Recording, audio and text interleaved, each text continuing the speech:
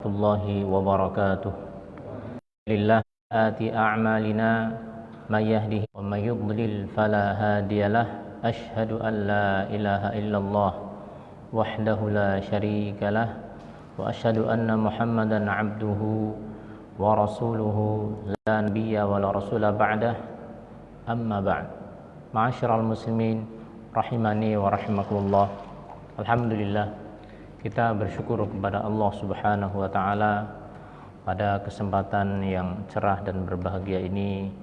Allah mudahkan kita untuk melangkah menuju masjid di antara masjid-masjid Allah Subhanahu wa taala, di mana kita semuanya berharap dengan majelis yang kita ikuti kita termasuk ke dalam orang-orang yang Rasulullah sallallahu alaihi wasallam sebutkan, wa majtama'a qaumun fi baitin min buyutillah, dan tidaklah ada suatu kaum yang mereka berkumpul di rumah di antara rumah-rumah Allah, yang mereka ini yatluna kitab Allah,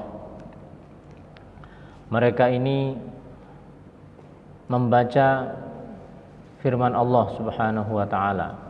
Demikian juga wa yatadarasunahu fima bainahum, dan mereka saling mengajarkan antar mereka. Illa nazalat alaihimus sakinah, melainkan akan turun kepada mereka ketenangan, akan turun kepada mereka ketenangan. Wa ghasyyathumur rahmah, dan akan Allah Subhanahu wa taala naungi mereka dengan rahmatnya. Wa dzakarahumullahu fi man indah, dan Allah Azza wa Jal menyebut-nyebut mereka di majelis yang jauh lebih mulia yang ada di sisi Allah Subhanahu wa taala. Maka dari itu, ma'asyiral muslimin rahimani wa rahimakumullah, tidak lain dan tidak bukan ini merupakan nikmat yang besar ketika kita bisa bermajelis, karena disinilah letak sakinah, disinilah letak rahmat, dan disinilah seseorang akan disebut-sebut oleh Allah Subhanahu wa taala di majelis yang jauh lebih mulia di sisinya Subhanahu wa taala. Ma'asyiral muslimin rahimani wa rahimakumullah, pada pertemuan yang lalu kita masih berada pada surat An-Nazi'at, di mana surat An-Nazi'at yang kita ambil pada pertemuan yang lalu menyebutkan tentang bagaimana Allah Azza wa Jal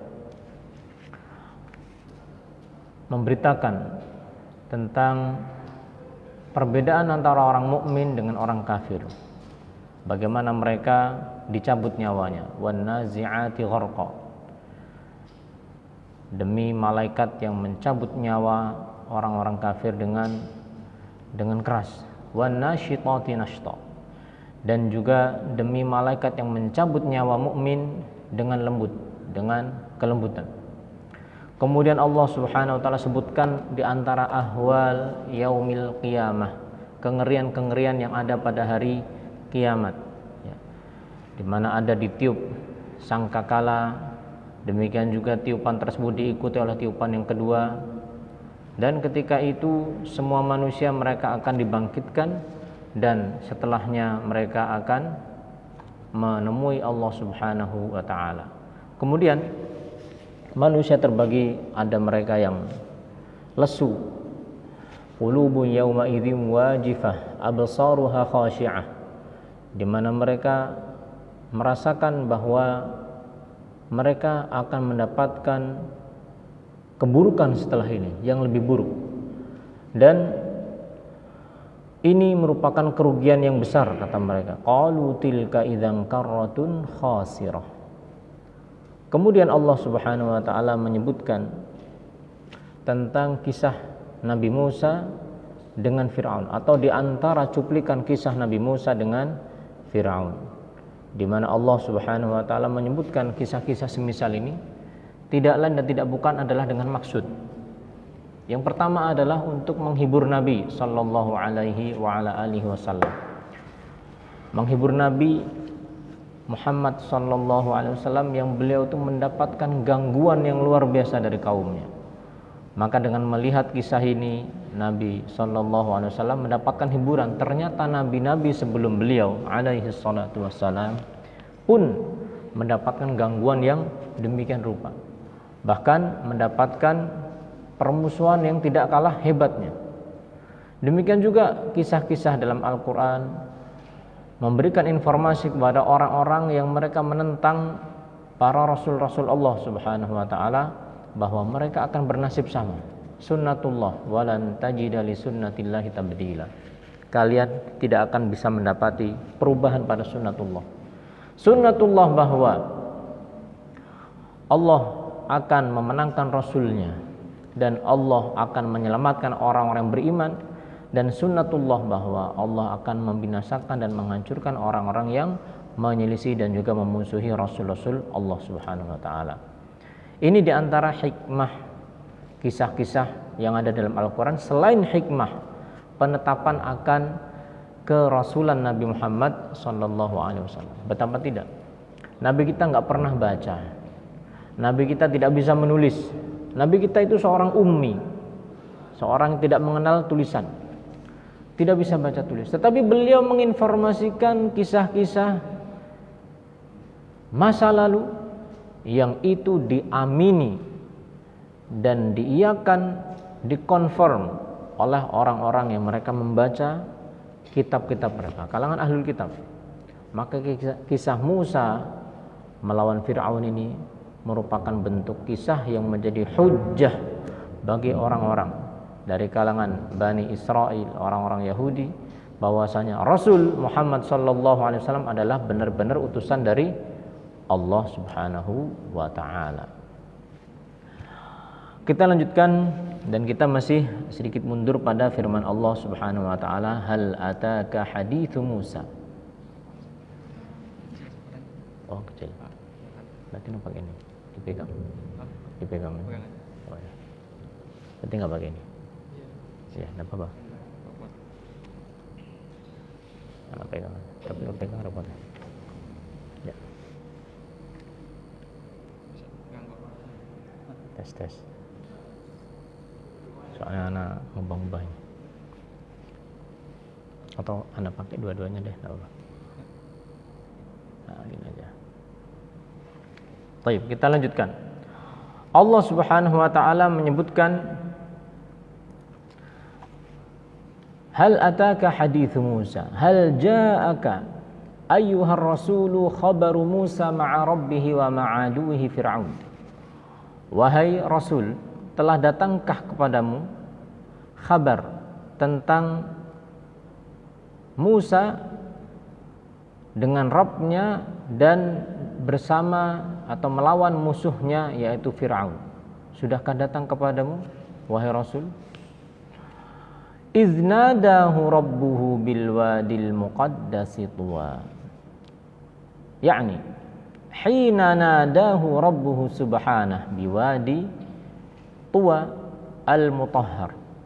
Ketika Allah memanggilnya di wad, di lembah Tuwa yang disucikan. Iznadahu rabbuhu bil wadil muqaddasi Tuwa. Ketika Allah memanggilnya di bukit Tursina, di lembah Tuwa yang disucikan. Dan dari ayat ini, ma'asyiral muslimin dan muslimat rahimani wa rahimakumullah, ayat ini atau ayat yang sebelumnya ya, dan juga ayat ini, Allah Subhanahu wa taala menggunakan metode at-tashwiq. Tashwiq itu membuat orang itu tertarik. Dan ini merupakan salah satu metode dalam pendidikan dan pembelajaran. Allah mengatakan hal ataka haditsu Musa, bentuk tanya. Sudahkah datang kepadamu kisah tentang Musa?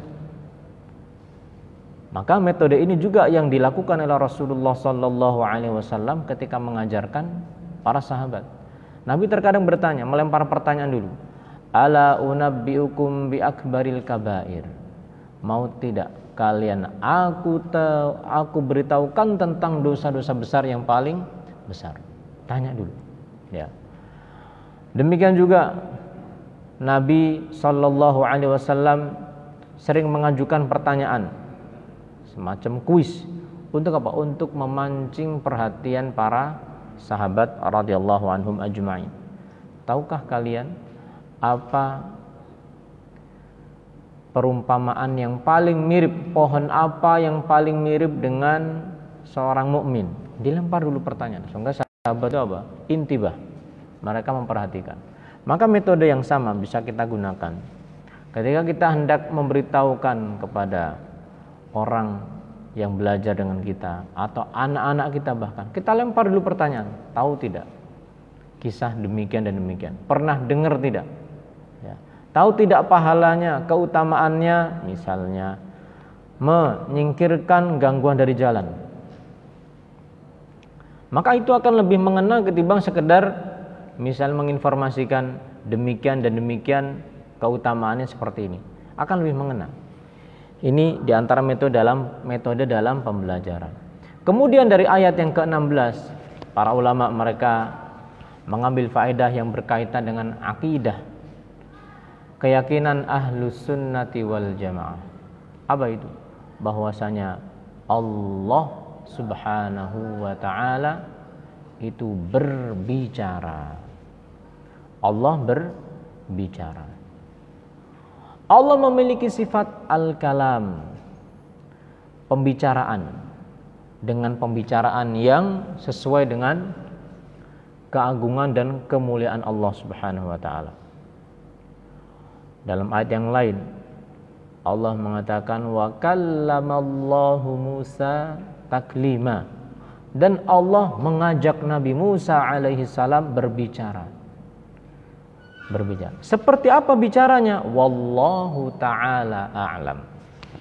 Kita meyakini Allah berbicara dengan sebenar-benarnya bicara, tetapi kita tidak tahu seperti apa hakikatnya.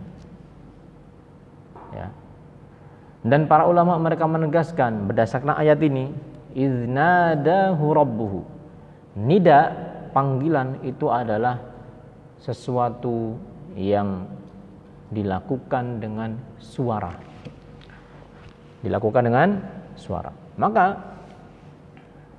kembali para sahabat radhiyallahu anhum ajma'in, mereka meyakini bahwa Allah subhanahu wa ta'ala berbicara dengan huruf dan dengan suara, tetapi bagaimana persisnya kita tidak tahu. Dan tentunya laisa kamitslihi syai', tidak ada yang serupa dengan Allah. Itu satu hal. Jadi berbicaranya Allah itu hak adanya, benar. Tetapi tidak sama dengan berbicaranya makhluk. Ya, berbicaranya makhluk. Maka dari itu, ma'asyiral muslimin dan muslimat rahimani wa rahimakumullah, ini mengingatkan kita akan pembahasan yang berkaitan dengan sifat-sifat Allah subhanahu wa ta'ala. Bahwasanya ayat-ayat ataupun hadis-hadis yang berbicara tentang masalah sifat Allah subhanahu wa ta'ala, kewajiban kita sebagaimana perkataan para ulama diantaranya Imam Asy-Syafi'i dan juga para ulama kaum muslimin, amirruha kama ja'at, biarkan aja dia seperti itu. Tidak boleh diapakan? Tidak boleh ditakwil. Oh, itu tuh maksudnya bukan gitu. Itu maksudnya begini atau begono. Ya, tidak boleh. Contoh, ketika Allah subhanahu wa ta'ala menyebutkan bahwa Allah memiliki wajah, tabarakasmu rabbika dzil ya wa yabqa wajhu rabbika dzul jalali wal ikram, dan kekallah wajah Tuhanmu.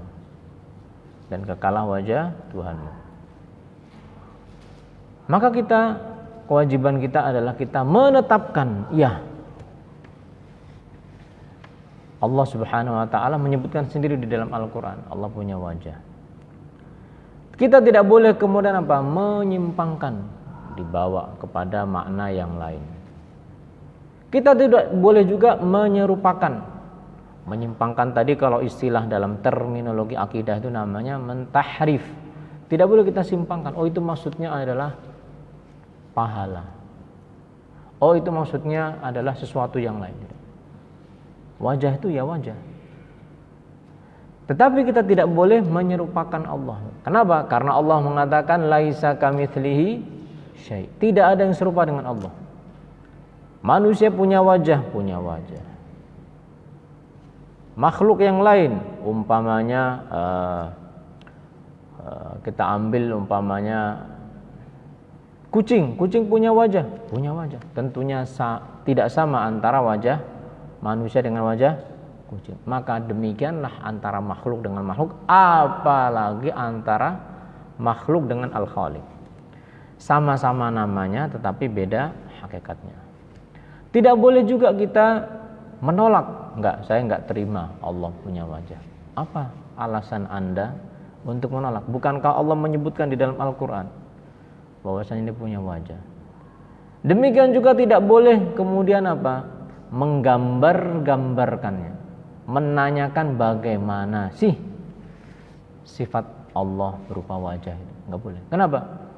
Karena kita tidak sampai ilmunya dan Allah tidak informasikan kepada kita. Allah hanya menginformasikan Allah wajahnya kekal, wa yabqa wajhu rabbik. Ya. Dan demikian pula dalam seluruh sifat-sifat Allah Subhanahu wa taala yang lain. Ya. Punya tangan. Allah menyebutkan di banyak ayat, yadullahi fawqa aydihim.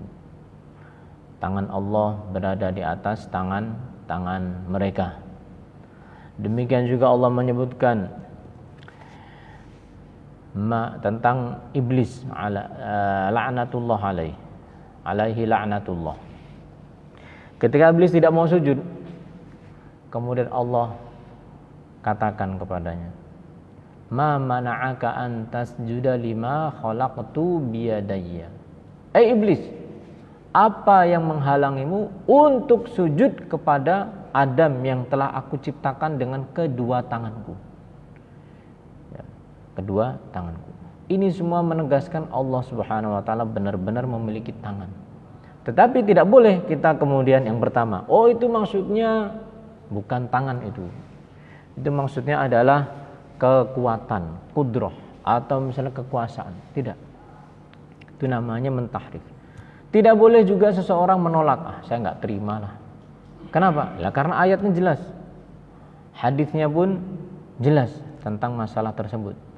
Tidak boleh juga menyerupakan. Menyerupakan.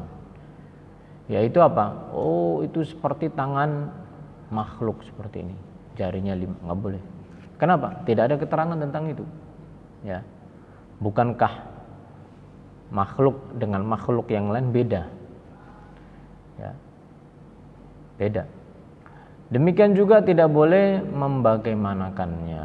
Jadi demikianlah akidah kita Ahlus Sunnah wal Jamaah yang berkaitan dengan masalah sifat Allah Subhanahu wa taala, ya. Jadi menetapkan tidak sama dengan atau tidak berarti menyerupakan. Itsbatun bila tashbih. Menetapkan sesuatu, kita menetapkan nih. Itu bukan berarti kemudian menyamakan dengan makhluk, tidak. Tidak seperti itu. Ya. Demikian juga kita mensucikan Allah Subhanahu wa taala, tetapi jangan kemudian dengan menolak atau menyimpangkan maknanya, tidak. Kita seperti halnya kata Imam Asy-Syafi'i, amirruha kama ja'at. Hadis-hadis atau ayat seperti itu biarkan dia apa adanya, maknai apa adanya, adapun hakikatnya Allah yang lebih tahu. Kemudian izhab ila fir'auna innahu tagha. Allah perintahkan Nabi Musa alaihissalam, pergilah engkau sir ila fir'aun, jalan temui Fir'aun, innahu tajawazal hadda fi zulmi wal istikbar. Sesungguhnya Fir'aun itu telah melampaui batas dalam kezaliman dan dalam kesombongan. Innahu tagha. Dia melampaui batas dalam kezaliman dengan membunuh hamba-hamba Allah Subhanahu wa taala dan menjadikan mereka itu saling berpecah belah satu sama lain. Wa ja'ala hum syi'an, kata Allah, mereka itu dipisah, dipecah-pecah. Demikian juga membunuh anak-anak atau bayi-bayi laki-laki, yang baru lahir laki-laki langsung dibunuh, ya. Memperbudak Bani Israel dan membunuh mereka. Itulah bentuk kekejaman dan juga melampaui batas dari Firaun. Adapun istikbar, sombong, bukankah Firaun mengaku dialah Tuhan? Bukankah Firaun dia merendahkan Nabi Musa alaihi salam? Ya. Di mana Allah sebutkan itu di banyak ayat. Makanya kisah Firaun dan Nabi Musa alaihi salam terulang di banyak ayat. Karena begitu banyak ibrah yang ada di dalam kisah mereka. Kemudian Allah Subhanahu wa taala lanjutkan, faqul hal laka ila an tazakka. Maka katakanlah, faqullah hal laka ya Fir'aun an tatatahhara minal kufri wal ma'asi. Mau tidak engkau Fir'aun? Katakanlah wahai Musa kepada Fir'aun, mau tidak engkau wahai Fir'aun untuk mensucikan, membersihkan dirimu dari kekufuran dan kemaksiatan? Mau tidak? Lihat bagaimana ungkapan yang begitu lembut, ungkapan yang begitu santun yang Allah perintahkan kepada Nabi Musa alaihissalam untuk disampaikan kepada siapa? Fir'aun. Padahal Fir'aun adalah musuh Allah. Ya, Allah perintahkan faqul hallaka ila an tazakka. Hallaka, mau tidak? Jadi menawarkan. Dan memang dakwah itu bukan memaksa, tetapi apa? Menawarkan. Ya, menawarkan. Dakwah itu kita mengajak, bukan memaksa. Bedanya apa kalau memaksa? Kalau memaksa itu kita memaksakan, mengharus-haruskan. Ikut saya. Kalau enggak nanti kamu akan saya begini dan begitu kan. Itu namanya memaksa. Sedangkan dakwah itu tidak memaksa. La ikraha fid din. Qad tabayyana ar-rusydu minal ghayy. Tidak ada paksaan dalam memeluk agama Islam. Enggak ada paksaan. Jadi yang ada adalah apa? Menyampaikan dengan apa? Dengan gamblang, ya, dengan bayyinah, dengan dalil, dengan bukti. Masalah orang itu ikut atau tidak, itu dia tidak dipaksa. Allah sendiri mengatakan, "Faman syaa'a falyu'min wa man syaa'a falyakfur." Siapa yang pengen iman, silahkan iman, silahkan. Yang pengen kafir, silahkan kafir. Tetapi semuanya itu akan mengambil konsekuensi dari apa yang sudah dipilih, ya. Jadi kita ini seperti, ada mengumpamakan seperti masuk supermarket. Apa yang ada di supermarket itu bebas nggak kita ambil? Bebas nggak? Bebas, nggak ada yang larang, ya. Tidak boleh mengambil barang ini, nggak ada. Silakan aja penuhi apa? Troli belanja Anda. Hanya saja ingat, di ujung sana ada apa? Ada kasir yang akan menghitung, ya. Dan Anda harus bertanggung jawab untuk membayar apa yang sudah Anda ambil. Dan tidak ada ceritanya orang itu maunya ngambil tapi nggak mau bayar. Giliran masuk kasir, Pak, totalnya sekian. Loh, kok banyak? Lah iya, saya nggak mau bayar. Oh, sebentar Pak, saya panggilkan satpam dulu. Tidak ada ceritanya. Jadi kita ini Allah berikan kebebasan. Maka dari itu paradigma yang harus kita tanamkan pada diri kita. Kita ini bukan memaksa tetapi menyampaikan, mengajak. Faqul hallaka ila an tazakka. Masih kata Allah menyebutkan tentang Musa alaihissalam, wa ahdiyaka ila rabbika fatakhsha. Maksudnya, wa urshiduka ila rabbika alladzi khalaqaka wa ra'aka fatakhsha. Dan aku akan bimbing engkau kepada Tuhanmu yang telah menciptakanmu dan juga menjagamu sehingga engkau bisa takut kepadanya. Fata'mala bima yurdih. Engkau bisa beramal dengan apa-apa yang mendatangkan keridhaannya. Wa tatajannaba ma yuskhituh. Dan engkau bisa menjauhi apa-apa yang menimbulkan kemurkaan Allah Subhanahu wa taala. Apa kata Nabi Musa tadi? Wa ahdiyaka, aku bimbing engkau. Rasul alaihi salatu wassalam, Nabi Muhammad, demikian juga Nabi Musa dan seluruh para nabi, itu hanya bisa memberikan hidayah yang namanya hidayatul bayan. Apa itu hidayah bayan? Hidayah bayan adalah bimbingan yang sifatnya penjelasan. Karena hidayah ada dua. Yang pertama adalah hidayatut taufiq. Yang kedua adalah hidayatul bayan wal irsyad. Hidayah yang pertama adalah hidayah taufik, yaitu berupa keinginan, kemauan untuk meniti petunjuk keselamatan. Itulah hidayah yang hanya Allah saja yang punya. Itulah hanya Allah saja yang punya. Di mana manusia itu ya, may yahdihillah fala mudhillalah. Barang siapa yang Allah kasih hidayah, enggak ada yang bisa menyesatkannya. Itulah hidayah taufik. Hidayah yang kedua adalah hidayah yang dimiliki oleh makhluk. Tentunya makhluk yang memiliki ilmu, para nabi, para ulama, di mana mereka memberikan bimbingan dan ajakan. Makanya Nabi Musa alaihissalam mengatakan wa ahdiyaka ila rabbik fatakhsha. Wa ahdiyaka, aku bimbing engkau, aku akan berikan engkau hidayah, yaitu maksudnya hidayatul bayan, hidayah al-bayan. Fatakhsha, sehingga engkau bisa takut kepada Allah Subhanahu wa taala, atau khasyah itu hanya bisa diraih dengan bimbingan Rasul.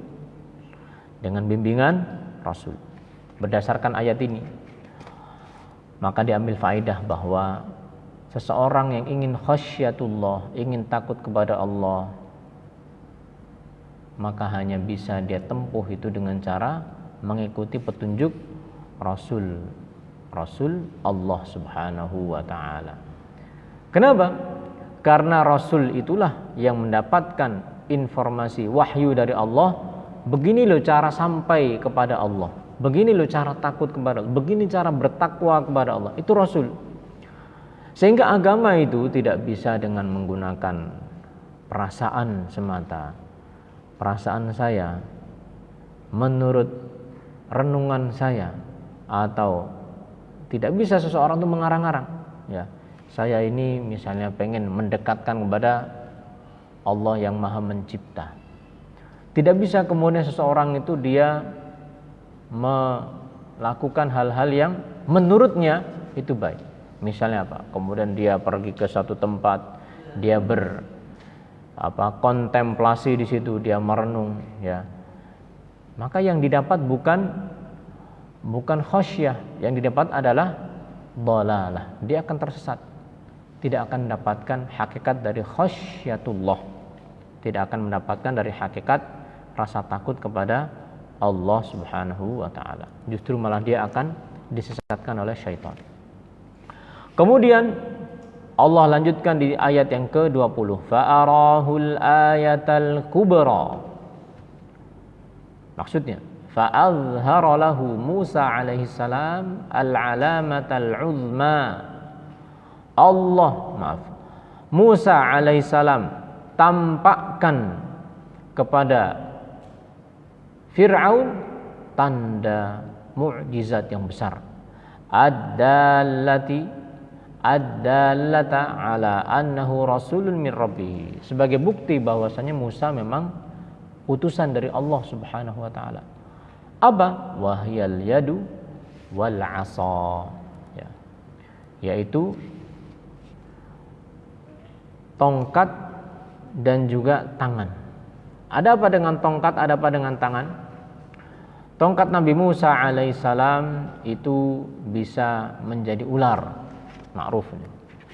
Ya, Allah kisahkan dalam surat Thaha, demikian juga di ayat-ayat yang lain. Tongkat Nabi Musa itu berubah menjadi ular. Tentunya dengan perintah Allah, bukan kehendaknya Nabi Musa alaihissalam. Kenapa? Karena pada asalnya Nabi Musa alaihissalam mengenakan atau membuat tongkat atau menggunakan tongkat itu Untuk apa? Untuk ya sebagaimana penggembala beliau untuk ngambil apa? Daun-daun. Bukanlah Nabi Musa itu tahu tongkat ini saya jadikan ular, tidak. Nabi Musa itu tidak pernah tahu tongkatnya bisa menjadi ular. Maka dari sini kita ketahui bahwa mukjizat itu Allah Subhanahu wa taala lah yang menghendaki, bukan Rasul yang menghendaki. Tidak bisa, karena Rasul itu mereka hanyalah utusan, suruhan Allah Subhanahu wa taala. Ketika misalnya Nabi Musa alaihissalam di kesempatan yang lain, tongkatnya itu ya bisa digunakan untuk memukul batu dan muncul dari batu itu apa? 12 mata air. Surat Al-Baqarah. Ketika kaumnya itu mereka butuh air. Nabi Musa enggak tahu ini tongkatmu diapakan. Maka Allah wahyukan, idrib bi'asakal hajar. Pukullah batu itu dengan tongkatmu. Fanfajarat min husnata asyrata aina. Maka muncullah 12 mata air. Ini artinya apa? Bukan kehendak Nabi Musa, Allah yang memerintahkan. Allah yang memerintahkan. Maka kemana orang-orang yang mereka mengaku-aku ini, misalnya tongkat saya ini punya linuih. Linuih itu apa ya? Apa Pak bahasa Indonesia? Punya kesaktian, ya, bisa ini. Enggak, Nabi Musa alaihissalam enggak pernah tahu tongkatnya itu bisa menjadi ular. Bisa dipukulkan ke batu, bisa apa? Bisa keluar mata air. Dipukulkan ke laut. Lihat di surat Asy-Syu'ara, ya. Allah sebutkan ketika kepepet, ya, Nabi Musa alaihissalam tidak tahu apa yang dilakukan. Maka Allah wahyukan, idrib bi'asakal bahr fanfalaqa fakana kullu firqin kattaudil azim. Pukulkanlah tongkatmu ke laut. Lantas apa? Lantas laut itu langsung apa? Langsung berdiri menjadi apa? 12 jalur. Dari 12 untuk dilalui 12 suku Bani Israel. Seperti itu. Artinya ya, Nabi Musa alaihissalam itu merupakan suruhan dan juga utusan Allah Subhanahu wa taala. Demikian juga tangan, ya. Apa maksudnya tangan? Nabi Musa itu ya ketika tangannya dimasukkan ke dalam saku, tentunya dengan perintah Allah. Ketika dikeluarkan maka akan menjadi apa? Menjadi bercahaya tangan beliau. Dan itu salah dua dari 9 mukjizat Nabi Musa alaihi salam, ya.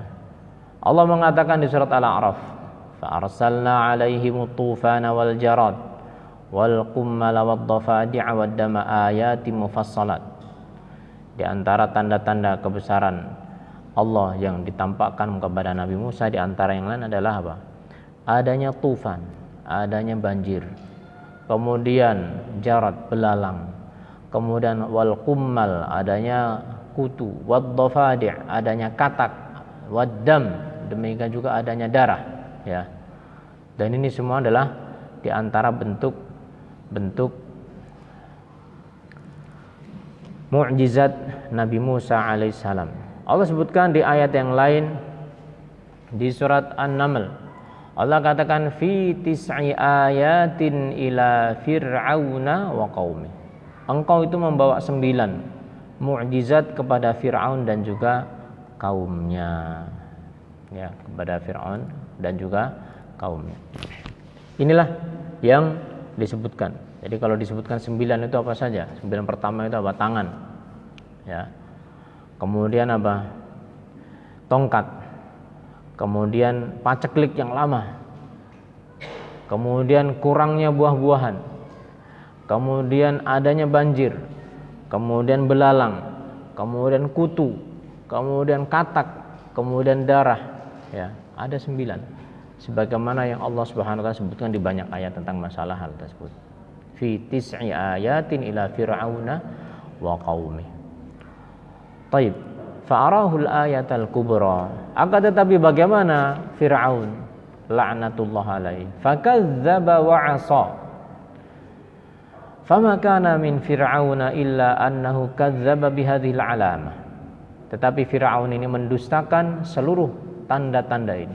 Wa 'asa ma amarahu bihi Musa alaihissalam, dan dia membangkang dari apa-apa yang diperintahkan Nabi Musa alaihissalam kepadanya untuk beriman. Jadi Nabi Musa alaihissalam mengajak kepada beriman, dia tidak mau. Nabi Musa alaihissalam mengajak, udahlah lepaskan Bani Israel, saya bawa pulang. Enggak mau juga. Terus maunya apa? Ya, maunya apa? Maunya adalah dia adalah membunuh Nabi Musa alaihissalam. Ya memang ketika kecilnya Nabi Musa alaihissalam itu diasuh di rumah siapa? Di rumahnya Fir'aun. Bagaimana dalam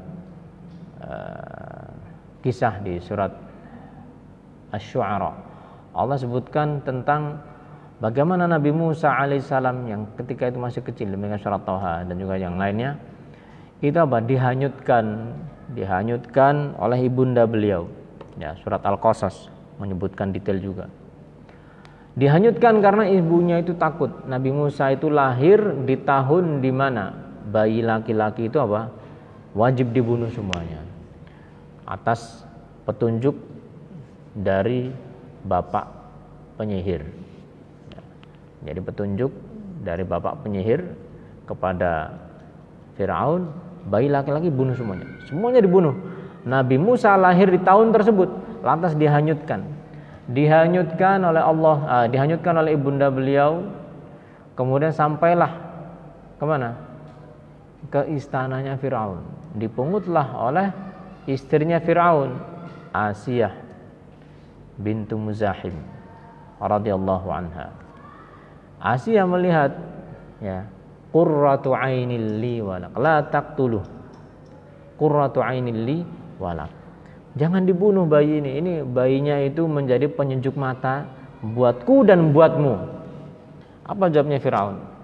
Buatmu ajalah. Penyejuk mata buatmu saja. Buatku enggak. Tetapi ya, itulah kenapa al-qadaru muwakkalun bil mantiq. Takdir itu terwakilkan dengan ucapan. Makanya hati-hati kalau ngomong. Ketika istrinya mengatakan ini anak akan menjadi qurratu aini, menjadi penyejuk mata buatku dan buatmu, Firaunnya bilang enggak, kamu aja, buatmu saja. Maka benar, ya, Allah jadikan Asiyah bintu Muzahim radhiyallahu anha itu salah satu dari 4 wanita yang luar biasa. Kenapa? Ya, dia beriman kepada Nabi Musa alaihissalam. Dia mati sebagai seorang mukminah, ya. Dan dia disiksa oleh suaminya sendiri. Setelah sebelumnya apa? Dia berdoa, ya Allah, ibni li baitan indaka fil jannah. Ya Allah, bangunkanlah untukku di sisimu sebuah rumah di surga. Maka apa? Allah Subhanahu wa taala wafatkan dia dalam keadaan seorang mukminah. Lain cerita dengan suaminya si Firaun ini. Firaun gimana? Ya, kita tahu Nabi Musa alaihissalam itu gede. Di tempatnya siapa? Tempatnya Firaun, diurusi di rumahnya, istananya Firaun. Begitu gede, kemudian apa? Nabi Musa alaihissalam melihat ketidakadilan, kemudian beliau berkelahi dengan salah seorang Kipti dari bangsa asli Mesir, orang-orang Kipti. Kelahi, kena tonjok sekali, langsung tewas. Ya, tewas, kemudian apa? Dicari siapa yang bunuh. Akhirnya kemudian Nabi Musa melarikan diri karena khawatir akan keselamatan dirinya, melarikan diri dari negeri Mesir. Lari sampai ke negeri Madian. Ke negeri Madian beberapa tahun lamanya beliau, ya, nikah, dapat orang situ. Kemudian membayar mahar. Setelah itu apa? Allah wahyukan, balik kamu ke Firaun, ya. Ajak dia untuk apa? Ini untuk beriman. Maka dia temui lagi, ya, yang mengasuhnya. Maka disampaikan. Dan Firaun mengatakan apa? Alam nurabbika fina walidan walabista fi umurika min umurika sinin. Walabista fina min umurika sinin. Bukankah kamu dulu kita urusin, wahai Musa? dan engkau berada di tempat kami selama bertahun-tahun lamanya. Maka Nabi Musa mengatakan, iya, tetapi kamu menindas kaum saya itu lebih parah lagi, lebih banyak. Jadi Nabi Musa alaihissalam mendakwahi setelah sebelumnya lari dari Mesir. Kemudian apa? Ditunjukkan tanda kebesaran-kebesaran dari Allah Subhanahu wa taala, akan tetapi Firaun fakadzdzaba wa 'asa.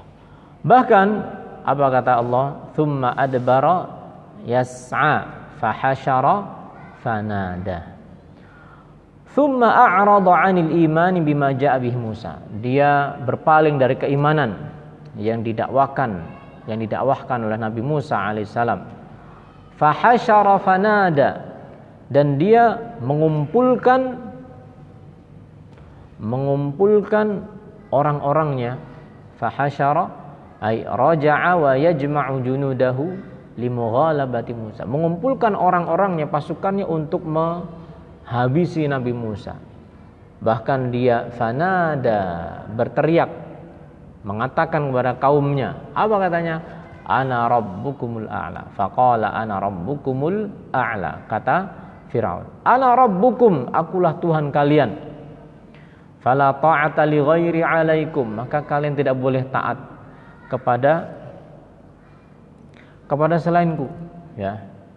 Kepada selainku. Ini enggak ada tandingannya nih. Jadi keganasan dan juga kezaliman Firaun. Yang ada adalah orang-orang yang kemudian mengikutinya. Dari Firaun kecil, yang mereka itu apa? Menyeru manusia untuk menyembahnya, ya. Hanya saja memang Allah Subhanahu wa taala juga sebutkan tentang kaumnya Firaun ini. Allah katakan di surat Az-Zukhruf tentang kaumnya, fastakhaffa qaumahu fa'ata'u innahum kanu qauman fasiqin. Firaun itu menjerumuskan kaumnya, fa'ata'uhu fi dhalalihi, dan kaumnya itu pun mau juga ikut, ya, mau juga ikut. Innahum kanu qauman fasiqin, sesungguhnya mereka adalah kaum yang fasik, keluar dari ketaatan. Apakah semua kaum Firaun itu kafir seperti itu? Ternyata tidak. Di antara mereka ada juga yang beriman, tetapi apa? Dia menyembunyikan keimanannya. Baik, sudah adzan Pak ya? Baik, kita berhenti dulu, insyaallah taala kita lanjut pada sesi kedua. Wallahu a'lam bishawab.